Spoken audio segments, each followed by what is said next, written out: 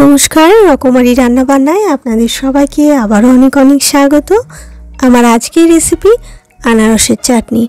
আনারসের চাটনি বানানোর জন্য এখানে আমি একটা মিডিয়াম সাইজের আনারস এরকম ছোট ছোট টুকরো করে কেটে পরিষ্কার করে ধুয়ে নিয়েছি।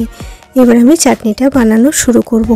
আনারসের চাটনি বানানোর জন্য আমি কিন্তু খুব বেশি পাকা আনারস ব্যবহার করিনি। কড়াইতে পরিমাণ মতো সর্ষের তেল দিয়ে তেলটা ভালো করে গরম করে নিয়ে তেলের মধ্যে ফোড়নে দিয়ে দিলাম একটা শুকনো লঙ্কা আর 1 চা চামচ পরিমাণ গোটা মৌরি।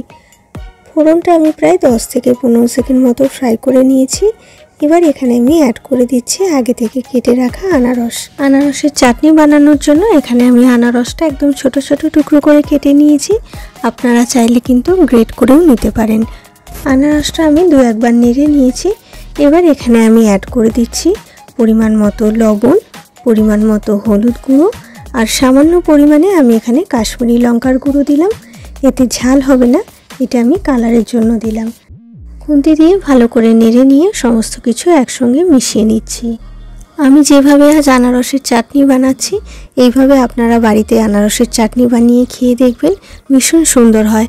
একেবারে অনুষ্ঠান বাড়ির আনারসের চাটনির মতো খেতে লাগবে এইভাবে আনারসের চাটনি বানালে।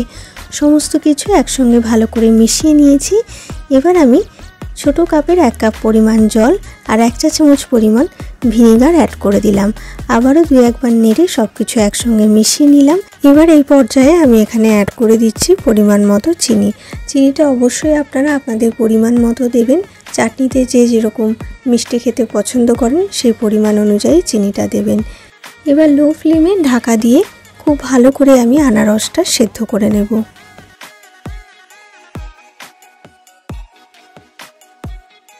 লো ফ্লেমে প্রায় 10 মিনিট মতো ঢাকা দিয়ে আমি আনারসটা খুব ভালো করে সেদ্ধ করে নিয়েছি।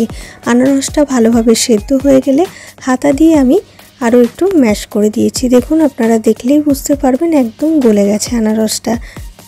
এবার আমি মিডিয়াম টু হাই ফ্লেমে ঢাকা খুলেই আরও 2 মিনিট মতো জাল হতে দেব। আরও 2 মিনিট মতো আমি জাল করে নিয়েছি। এবার এখানে আমি অ্যাড করে দিচ্ছি 2 টেবিল চামচ পরিমাণ পাতিলেবুর রস।